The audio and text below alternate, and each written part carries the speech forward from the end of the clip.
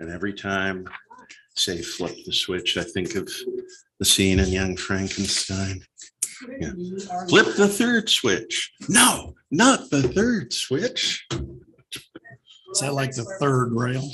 Somewhat, I think.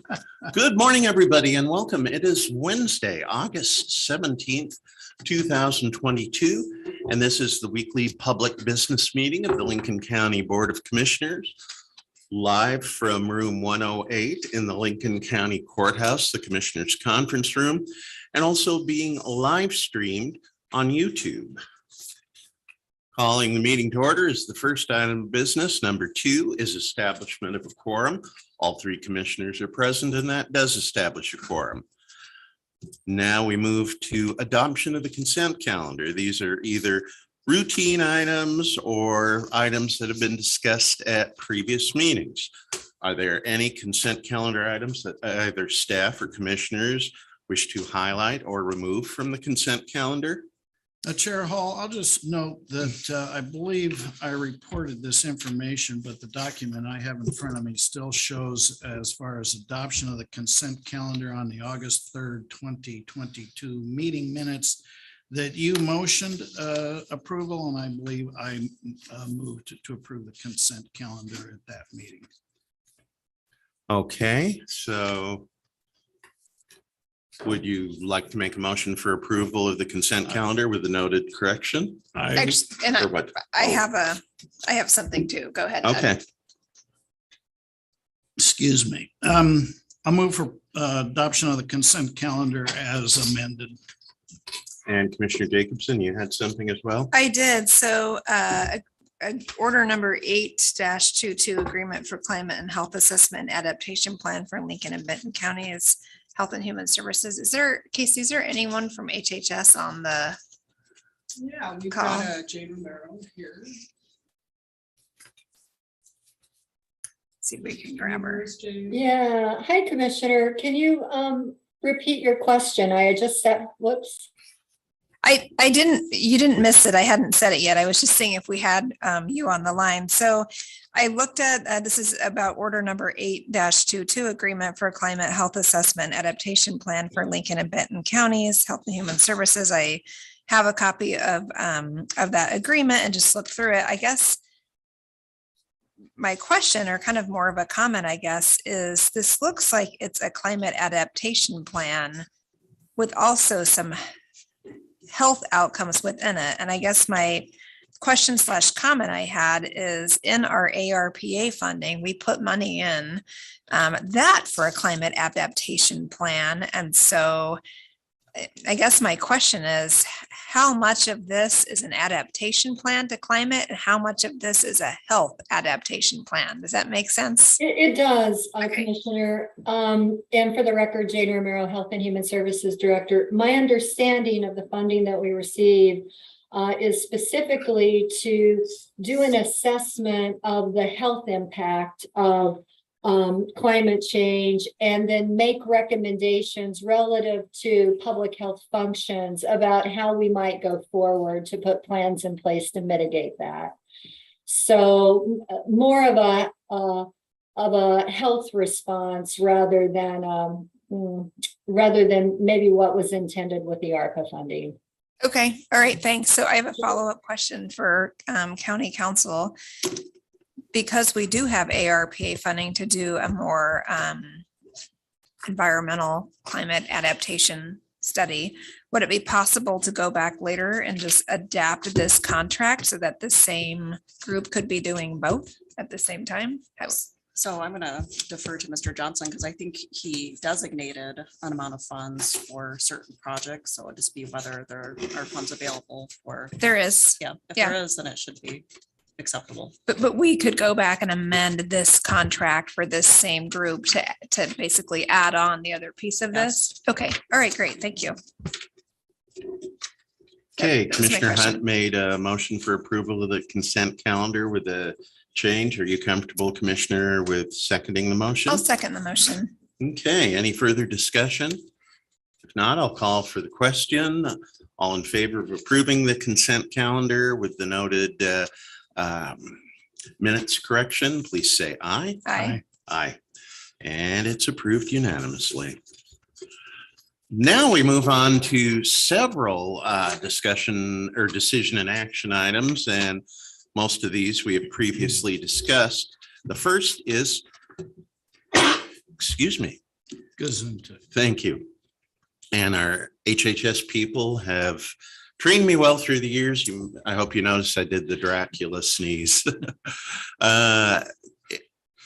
Agenda item A is adjusting the 22-23 adopted county budget appropriations, creating a homeless planning fund. And as we discussed previously, we were recipient of one of 8 $1 million state homeless planning pilot projects, and those funds were received after the budget was adopted. So that's a change certainly in scope where we do need to act. And any further remarks from staff? Questions from commissioners? No, I think we went through this Yep. pretty thoroughly previously. I'd be ready for an amendment then. Motion. I mean, a motion. I'll make a motion adjusting the 2022-2023 adopted budget appropriations for Lincoln County and the creation of the homeless planning fund. I'll second it. Motion and a second. All in favor, please say aye. Aye. Aye. It's approved. We move on to item B, second reading of an ordinance that would repeal sections 8.005 to 8.035 of the county code regarding determining community options, the option for referral of an advisory vote to the people. As we discussed, I think the first time around on this a couple of weeks ago, that provision was added to the county code in the 1980s. And has only been used twice. There was direction from the board to staff to develop this measure. Our feeling was that there are less costly and more effective means of determining community opinion on various subjects. Staff, is there anything further to add on this? Thank you, Chair Hall. For the record, Yes. yeah, I'm Jerry Herbage, and I work in the county council's office for Christian Ewell. And you gave a very good description of where we are on this. The first reading was on August 3rd, and I think that this ordinance was thoroughly vetted on that day. Under the law, if an ordinance is not to be an emergency, you have 2 readings at least 13 days apart. So that's why we're convening again. And I think you noted that this was adopted, or I think was used in the 1980s. Since then, the internet has been developed. There's more modern ways of polling the public, and there are some significant legal issues about whether the ballot involving the clerk is an appropriate device to do the polling. At any rate, what this would do is it would repeal those sections in the county code relating to determining community opinions.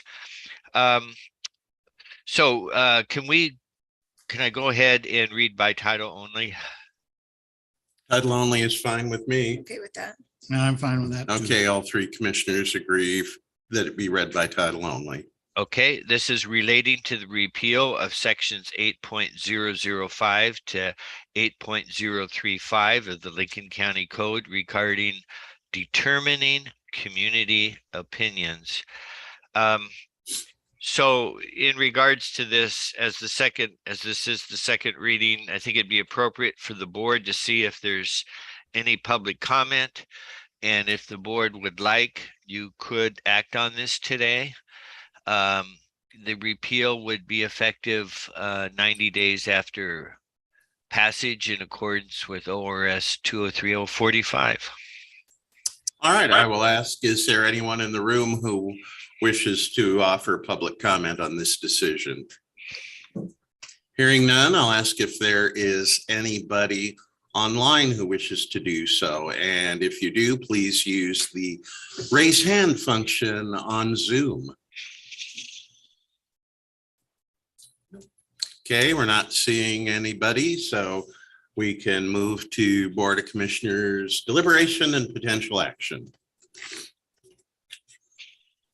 I think it's been thoroughly vetted. We've Yeah. discussed it in the past, and I'll move for approval of the ordinance relating to the repeal of sections 8.005 to 8.035 of the Lincoln County Code regarding determining community opinions. I will second the motion. We have a motion and a second. All in favor, please say aye. Aye. Aye. Any opposed? It is so ordered. Next up, we are taking up another matter that we initially had a report on 2 weeks ago. And this is approval of North Lincoln Sanitary Services Annual Rate Review. And our county administrator, Kim Johnson, will begin this presentation and discussion. Thank you, Commissioners. At the August 3rd board meeting, a presentation was made by Tina French of North Lincoln Sanitation on their rate review. Financial documents were presented in accordance with county's code, illustrating a 12% increase. This increase falls within the range, specifically the bottom of the range allowed by county code for a request for a rate increase. It is important to note this request comes 2 years after no increases. In reviewing the financial documents, it appears that there are significant forecast increases in 3 areas: fuel usage, disposal charges, and labor costs. As identified in the financials, the firm's operational costs are forecasted to increase by 17.3%. The largest projected increase is in labor, followed by disposal costs. The third largest, yet highest by percentage, is fuel. As we have learned, county contractors have been sensitive to rate increases since the beginning of the pandemic. The current economic conditions creating the increase in inflation have increased corresponding costs. However, given changes in the economy, such as recent reductions with inflation and the potential for an economic slowdown, if not a recession, the firm identified their support for review of an updated forecast of operational costs. Staff is recommending the 12% increase is outlined in the formula in the county code. Additionally, recommend a review in 6 months with the firm to examine updated forecasts and report findings and recommendations to the board at that time. Should you have any questions, Frenches are here from North Lincoln. And I'm more than happy to try to answer any questions if should you have any. Questions from the board for Mr. Johnson or for the Frenches? No Have- questions. I have think none. we went through the presentation pretty thoroughly last time. Did you have anything you wanted to add today? No. Okay, Thank you. And if you have any questions anytime, feel free to contact me. certainly. Okay, so now we move into board deliberation on what action we want, if any, we want to take today on this order approving. Just Yes. see if you have any public input Oh, okay. online or Yep. in the room. Is there anybody in the room who wishes to comment on this? Is there anyone online? If you wish, if you're online and you wish to comment, please use the raise hand function. None? Okay, now we can move to, Do we need to check Or- written comment? Hmm? You need to check written oh, comments. Okay, thanks. now we can move to board discussion and deliberation. Okay. Always important to cross all the Ts and dot all the Is. Yes, I said that deliberately. Okay, I think, well, 12% sounds like a high number when you take into consideration the fact that there were 2 years with no increases. And if you just say hypothetically, there could have been 2% increases in each of those years, that leaves 8% in the current year, which when you look at our inflationary climate, certainly that doesn't seem out of line. So, well, again, 12% seems like a big number. When you look at some of the background, it seems like a figure that can be accepted. Yeah, I have similar thinking to Commissioner Hunt. I think 12% is really high. You know, there's kind of some shock on that number, but I understand why you didn't raise rates for 2 years. It was the right thing to do at the time, you know, certainly. Hindsight is 2020. It is, but 2020, yes. But you know, at the time, it was the right choice to make, just with everyone losing their jobs and a lot of unknowns happening at that time. So, like I said, I feel like it was the right choice at the time, and now, you know, now here we are. So, like I said, it's a big increase, and it's a little hard to swallow, but I understand, you know, where we're at with everything, and I'm supportive of it. You know, my thinking reflects both of your thinking. I do hope that whatever motion we make to approve the rate increase, I hope we will also approve the staff recommendation calling for a review in 6 months. In other words, in February 2023, for implication, to review the implications of inflation, the possible recession, and specifically looking back whether circumstances might at that point call for rolling back these rates. And I would like to see us extend that discussion further, not just to North Lincoln, but to the other two garbage haulers as well. Oh, yes, Tina? I do have just a point of clarity that I want to point out, because I just went through this with Lincoln City, same similar recommendation. And I do want to point out that in section, I'm not sure if your sections are the same, but in the rate review ordinance, there are clauses for if there are significant increases or decreases that equal 3% of our gross revenue, that we will come in at any time for either a rate decrease or a rate increase. The thing that I do want to make sure we understand is that if you're asking for a full-blown rate review in February, that is a challenge because of our cyclical revenue. You're asking for a rate review at the end, in the middle of first quarter, which is our lowest revenue quarter. And so I would hate for the review to show that we need an increase because of revenue. So what we decided to do with Lincoln City is to review those three cost items. And if they are above or below 3%, then we would bring it to the counselors or the commission. But other than that, it would be something that staff and our company would review to see if there was a need for a movement in the rates. Yeah, at least I wasn't envisioning a full-blown rate review, but it's more of a check-in along the lines of And what you I'm happy to described. do that any month of the year. Sure. I just wanted to point out I guess the downside of doing a full-blown rate review in the middle of winter could look really bad. Understood. Thank you. Further discussion from the BOC or questions? Tim, comments on that? What were in your staff report, I guess? Were you thinking full rate review? No, or- I was Yeah. not thinking of full rate review, but I was thinking about looking at those three items in those forecast, again, a forecast, not necessarily a complete analysis as was provided to us as required under our code, so that you at least had information that you could tell our constituents, ratepayers, customers, what's going on in the meantime. Okay. For the record, that was Tina French, co-owner of North Lincoln Sanitary. Okay. Any further comments, questions, discussion from the board? Are we ready for a motion then?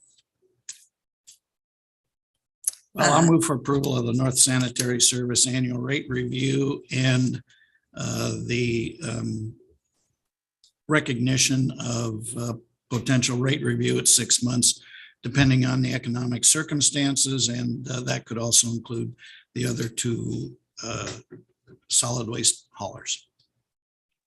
I second the motion. Any further discussion on the motion? If not, I'll call the question. All in favor, please say aye. Aye. Aye. Thank you, Mr. Johnson. Thank you to the Frenches. Now we move on to agenda item 6D, and would the sheriff and Mr. Whaley please come forward?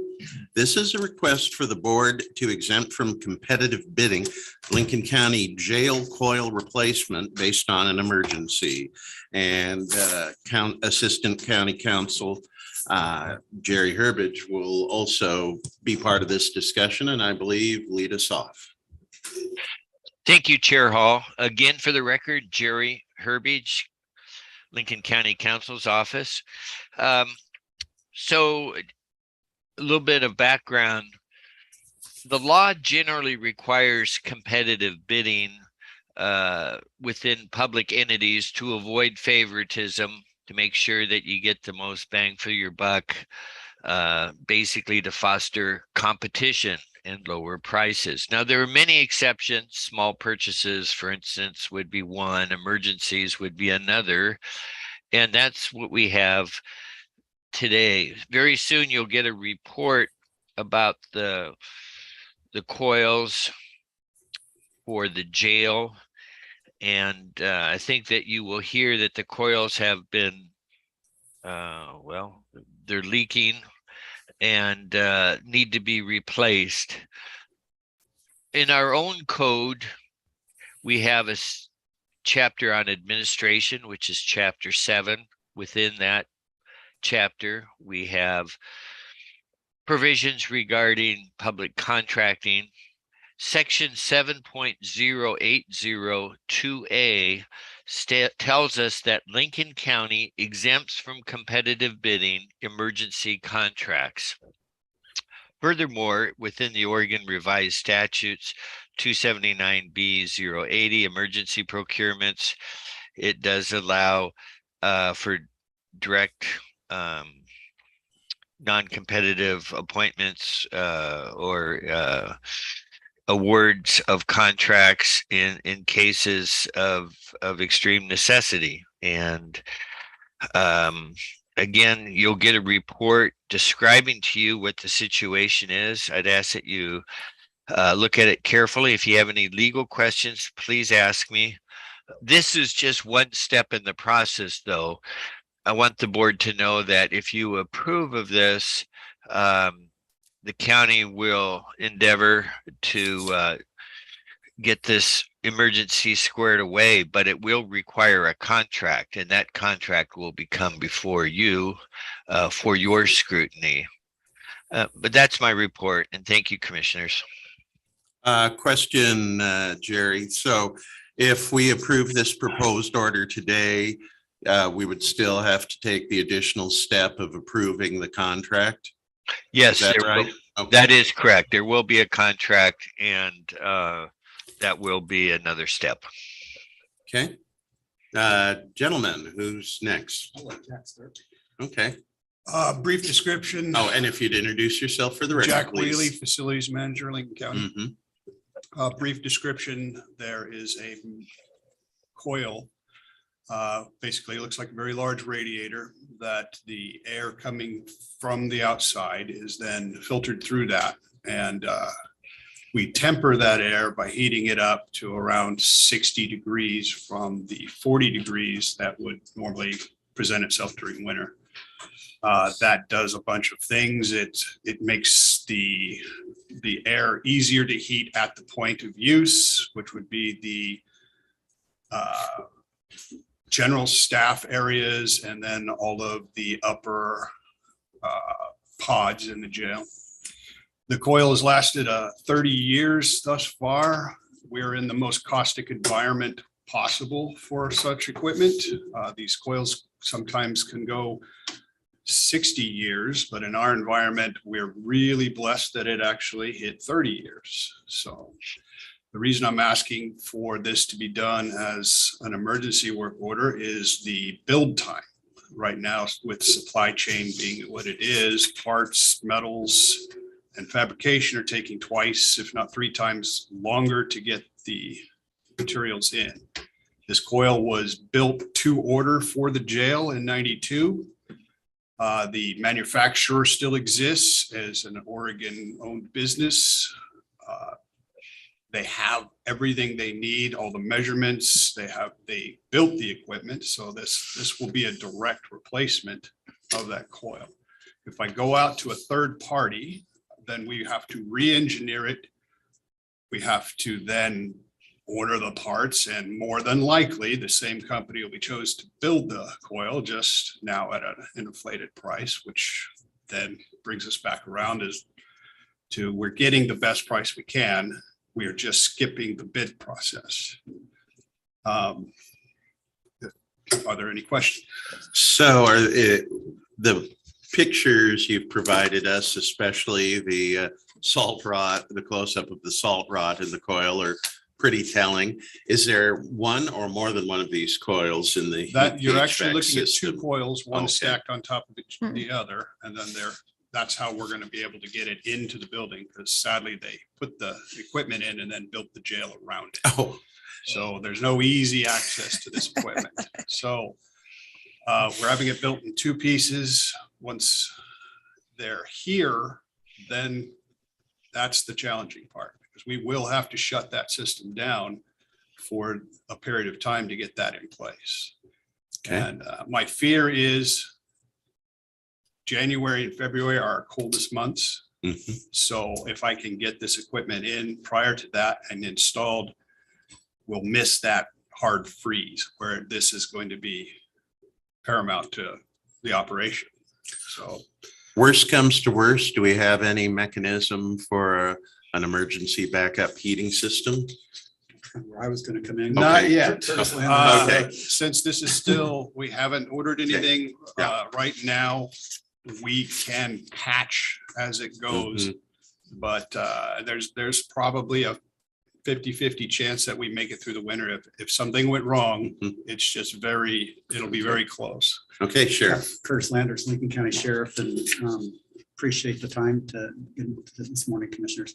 It is August. Right now, we're okay, but as we get into colder months, and that building does get very cold, and we obviously house a group of individuals that, number one, don't want to be here and are required to be here. And some of the basic requirements are that we maintain their health and safety while they are in our facility. And part of that is keeping them warm, obviously.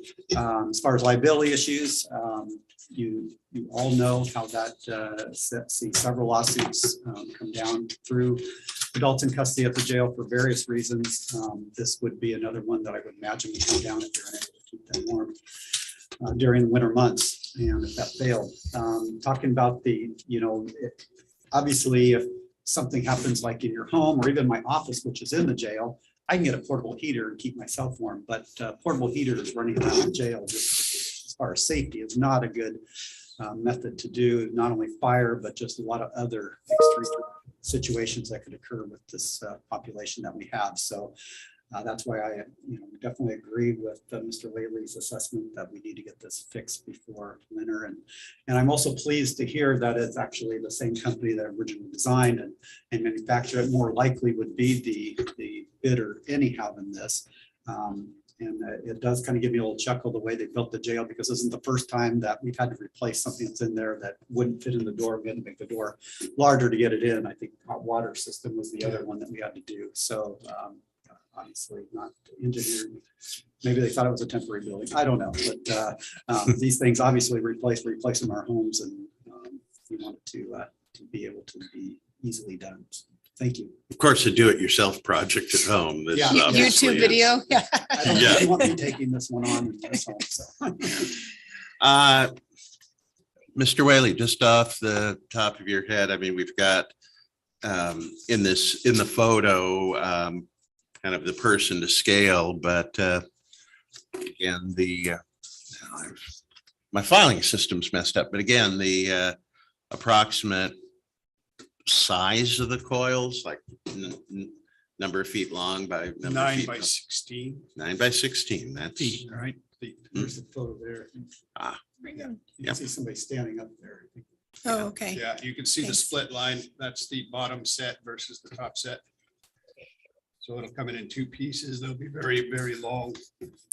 And we have to take that out basically with sawzalls and hammers, clean it up to get the new ones in. Okay. Further questions? Yeah, I have a couple of Okay. questions and this is just so I understand here. So I'm reading off your staff report, Jack. So he says it has holes and is currently leaking. What is it leaking? The warm air is coming out? We run hot water that is treated with a potash type material to keep the internal lining of the pipe from rotting out. So hot water is running through those coils at pretty much all times. We bring the temperature, we try to keep the temperature right around 60 degrees. And that is what's leaking. That is what's leaking. Okay, It's nothing gotcha. harmful. It's nothing. Yeah. Okay. There's no harsh chemicals or anything that can be put into an aerosol or anything like that. It's just if it ruptures, Problem. then we have big Yeah. problems. My second question was, so the emergency repair would take 10 weeks to have them manufactured and 3 weeks to install. And that's if we were able to grant this emergency and we were able to use that company that built it, we're looking at 13 weeks. Right. Okay. Which puts us really Right. close Just to right there. crunch time. Yeah. Okay. Thanks. That's all the questions I have. I have a couple of questions. Hindsight being 2020, and you may have said this in your remarks, I may have missed it, but why was this particular design, or why do we have this particular design? Is there a better alternative that in the future might avoid this need? Technology has improved over the years, but to upgrade our system would be far more than $100,000. We're still using plate steel boilers and massive amounts of hot water. Newer jails would have a more modular design, but the way this system operates, the cold air is treated, heated, and filtered before it actually enters the building. And then smaller coils at the destination point then finishes it, heats it up to the 72 degrees that we normally keep that area. Concrete is a terrible heat sink, so hot air is constantly being dumped into the building and the concrete constantly leaches it back out. So by preheating it, we make it easier to warm the areas locally where it's actually used. So these coils are really part of or integrated into the larger heating system, and to change the coils would require a much more dramatic Yes, change to as far as change the heating entire for the jail entire would be, jail.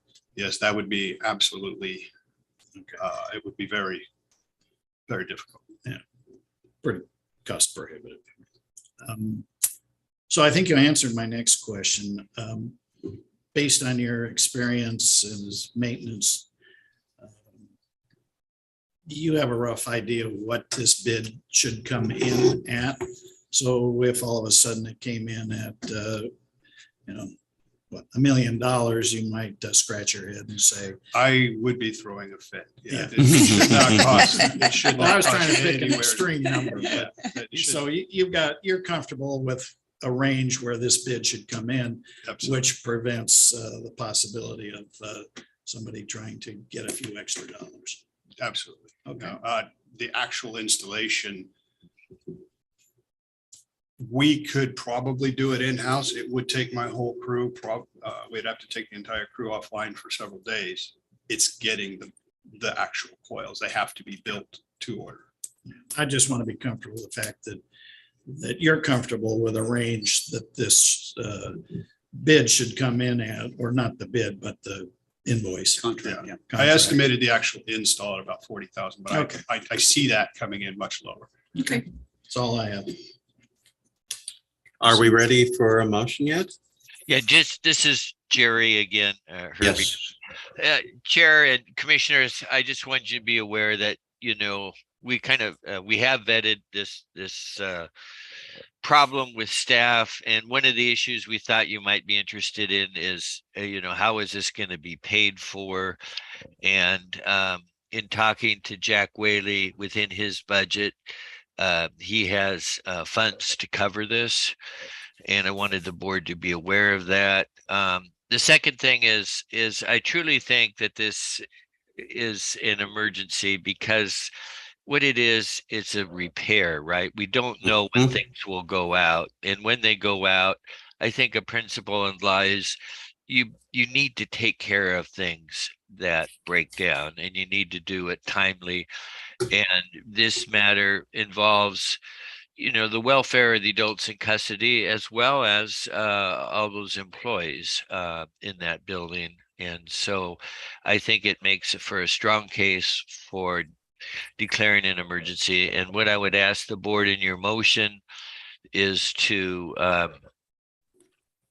make an exemption to the competitive bid requirements for the work that's been described today. And again, you will have some checks and balances because the contract will come back before you. Thank you. Are we ready for that motion then? I think so. I'll take a stab here. I'll make a motion that we exempt from competitive bidding the Lincoln County Jail coil replacement project based on the information described today on emergency or based on an emergency in LCC 7.080(2). Second. We have a motion and a second. Any further discussion? Hearing none, I'll call for the question. All in favor, please say aye. Aye. Aye. It's approved. Thank you all. Thank you. Thank you. Before we move on to our Yes. next item, my pen has died mid-meeting. Does anyone in this room have one I can borrow? It's kind of critical. Thank you. Thanks, Kelly. There we go. Okay, now we'll move on to agenda item 6E, reimbursement request for the ongoing King Salvage cleanup. And Mr. Herbage will be leading us through that. Thank you, Chair and Commissioners. I've coordinated this agenda item with Ryan Helmke, who is our property management program representative, and he will shortly give you a report. He has prepared at the chair's request a staff report. What I want to tell you from the legal end, as I represent the counsel's office, is that the legal process for obtaining reimbursement has been followed. There was a grant, the acquiring of certain costs, and you have the documentation for that, and then the paperwork to recover those costs. So staff has done a nice job of following the process, and I would ask the board to consider approving this item after you've heard from Ryan in his report. Okay, is Ryan online or? Yes, I'm online. Okay, if you would introduce yourself for the record, name and position with the county. Good morning, Commissioners. My name is Ryan Helmke, Property Management. What I have to present for you this morning is a disbursement request from Business Oregon that was from a grant contract that was signed by Lincoln County in 2020 for incurred expenses from the King Salvage cleanup project. I am requesting signatures for the 80,000, which is exceeds the 50,000 threshold. And this will be sent back to Business Oregon so that we can get further funding requests put in with them as well. The King Salvage project was from a 30-year salvage yard that was deeded to Lincoln County through the foreclosure process in 2017 from the 2011 foreclosure list. And I had also included a PDF with some photos of pre and post cleanup.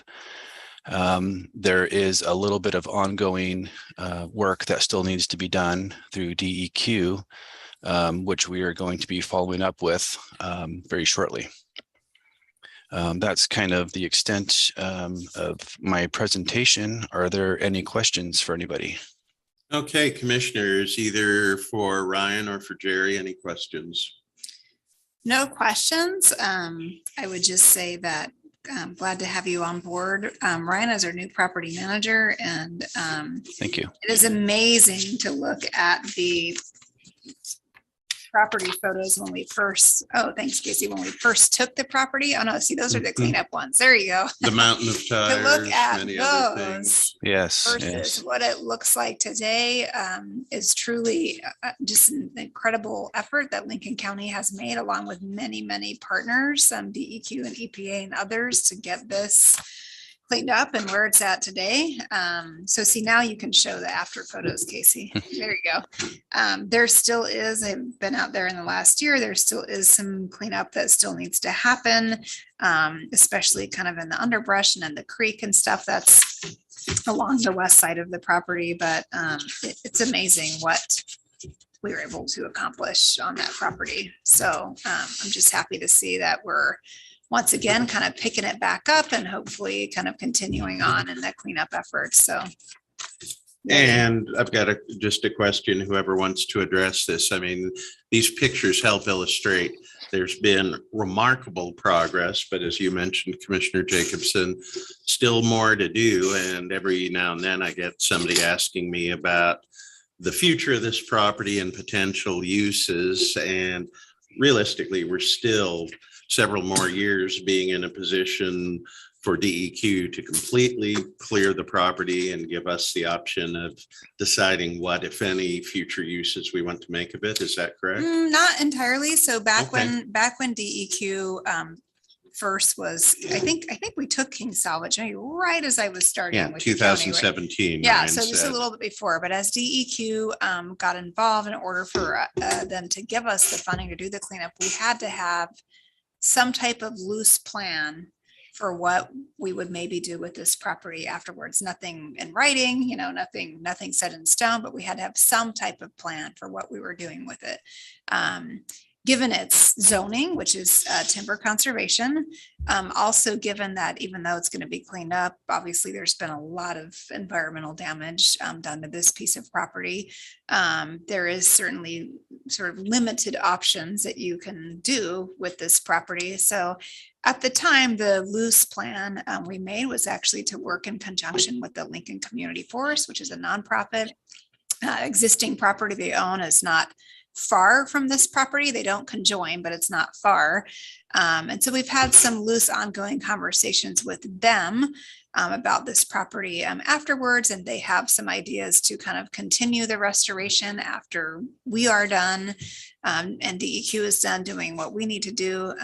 And they have some ideas for using it for, say, timber drying for large pieces of wood and that kind of stuff, which would fit into that timber conservation piece. We've had some conversations with planning about kind of what would be allowed, for that kind of a use, timber drying and stuff, which would be, so again, nothing set in stone, but that is kind of the loose framework that we gave DEQ to sort of get this money originally, is that probably going back into some type of conservation something. Okay, that's Yeah. good to know. Further questions or comments? If not, I think we're ready to entertain a motion. I'll move that we approve the order for reimbursement from King Salvage cleanup. I'll second the motion. We have a motion and a second. All in favor, please say aye. Aye. Aye. Thank you all. Thank you, commissioners.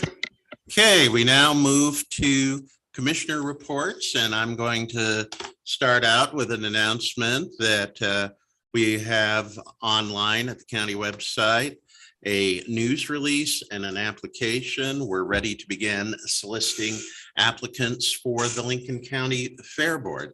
And I had a brief pre-meeting conversation with Mr. Miller, our PIO, that this news release will go out to not only our usual media partner list, but other community partners. And just a bit of history and context.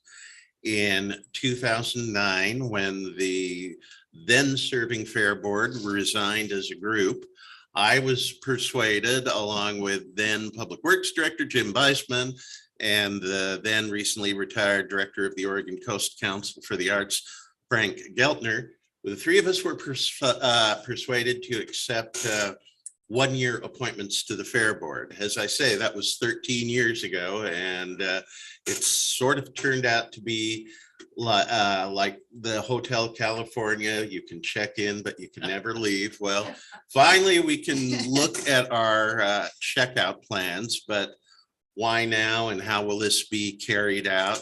You know, now that we're finally on the cusp of bringing a redevelopment plan for the Commons to fruition, that seems like a good time to move from a caretaker fair board to a fair board that is more actively involved in advising and helping to oversee that redevelopment process.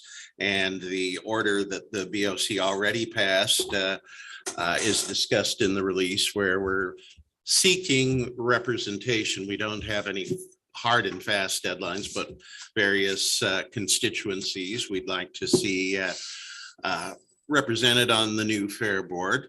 And then again, we want this to be an orderly transition. And so Mr. Weisman, Mr. Geltner, and I will not all be exiting at once, but we'll do it in a more orderly fashion, bring somebody new on, one existing member drops off, and hopefully, we can carry that out over a process of several months and get some additional momentum in our fairgrounds or commons redevelopment project. It kind of sounds like a safety briefing on an airplane. We will all get up, we will slowly exit the plane in an orderly fashion. There will be no panic. Yep. Great to see that is going, and we can hopefully get some new members. Yes. Other commissioner reports. Commissioner Jacobson? Yeah, I was just gonna say that I spent Monday with our new Lincoln County Parks Director, Kelly Perry, kind of making the round to not all, kind of hard to do all of them in one day, but to our Lincoln County parks. And we have some pretty well-known ones like Moonshine that I think the public is pretty well aware of, and it's pretty well used, heavily during the summertime. But just a reminder that there's some other really nice parks that you can camp at, including Jack Morgan and Brown, that maybe aren't as well known, but really enjoyable. And we also have our cabin at Jack Morgan that you can rent ahead of time on our website. And also a reminder that we still have free veterans passes for veterans to use our county parks. Great. Commissioner Hunt? I attended the first of a series of training for county supervisors and ultimately county staff. It's mandatory training involving discrimination, harassment, and other. It was an introduction to other aspects of the training. Again, as I said, this is a series of trainings that will be taking place over the next few months. The first meeting was virtual, others will be virtual, and some will be in person. But again, I think it's an important step as far as providing training that's critical to our supervisors and other lead staff as far as what is appropriate behavior in the workplace, and we want to promote a positive work environment. Second of all, I attended the executive session of the Cascade West Area Commission on Transportation. And I think it's worth noting that there continues to be discussion as to the role of the ACTS, Area Commission on Transportation, with the recent change in the way that the Oregon Transportation Commission is managing the funding and distributing the funding. The role of the ACTS has become less clear, and that has resulted really in a challenge in getting a quorum. So lots of discussion on how we might change the composition of the act. Each act has its own set of bylaws that determine the composition of the act. We are the only one of, I think there are 9 acts, we're one of 2 or 3 that has representation from all of the incorporated cities within the county, which creates, at least in our case, the largest commission with 38 members. So looking at ways that we might continue to have fair representation and yet be able to get quorums more consistently. Thank you. That's all I have. All right, I'm going to take Chair's prerogative and move public comment up to this point because our next two items are related. And Mr. Miller, did we have any smart sheet comments since our last meeting? We did not, Chair. Okay. Do we have anybody on the line who wishes to offer public comment? If so, please use the raise hand function. See none. And I believe we do we have someone signed up here for public comment? Okay. All right. Then we will move on to our second report, a staff report I requested on the recent decision from the Land Use Board of Appeals regarding ballot measure 21203, the Citizens Initiative regarding short-term rentals in the unincorporated areas of the county. And I have asked County Counsel Kristen Ewell if she can review the LUBA decision overturning that measure. And essentially the question I keep getting from the public, even if they have read the document, the legalese isn't always clear. You know, what was the basis for LUBA's decision in overturning the decision? Sure. Thank you, Commissioners. Kristen Ewell, County Counsel. So remember, ballot measure 21203 was passed in November 21 by the voters. It made changes to the county's Chapter 4 short-term rental regulations. The challenge to ballot measure 21203 was originally filed in circuit court here in Lincoln County. The circuit court ruled that it was a land use matter and transferred the case to LUBA, which is the Land Use Board of Appeals. Just by way of background, ORS Chapter 215 addresses county planning and zoning matters, so land use matters. Chapter 215 applies in this matter because LUBA found that the ballot measure was actually crafted as a land use regulation. It found that provisions of the ballot measure specifically violate Chapter 215 and was therefore preempted under state law. Specifically, the language in the ballot measure attempted to regulate the use and phase out of short-term rentals within 5 years, which was a use that was previously allowed. This was found to violate 215-130 sub 5. It also found that the ballot measure violated the transfer position of 215-130 sub 5, meaning that it prohibited transfer of the short-term rental to another property owner, say if the property changes hands, was sold, changes ownership.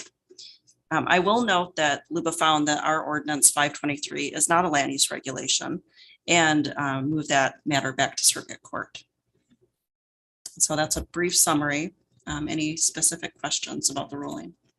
So if we could go back to the language that violated 215-130 sub 5, that I believe the measure used the phrase, for instance, non-conforming use, which is a term of art in land use. And essentially, did LUBA say that the way it was written or structured that you can't legally phase out a non-conforming use? Correct. So Okay. if you, in Chapter 215, it defines what you can do with a non-conforming use and prohibited and permissible uses.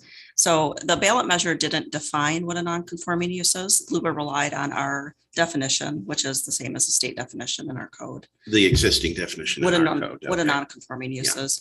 And so the ballot measure attempted to define that, to define the use of the short-term rental as a non-conforming use, as a commercial use. So it's not a residential use. That's not something that, we have a business regulation currently in Chapter 4. It's not a land use measure. It's not part of our comprehensive plan. So the flaw, the downfall of this ballot measure was that it was crafted as a land use measure. And so it just couldn't overcome being preempted by current state law. So the LUBA decision was a complete voiding or overturning of the measure. Is that decision appealable? And if so, through what avenue? So the decision was reversed, Mhm. correct? It's not remanded, meaning it's not, remanding it to circuit court for changes. It's reversed. You have 21 days to appeal the decision to the Court of Appeals. And so that is the appellate route you could go.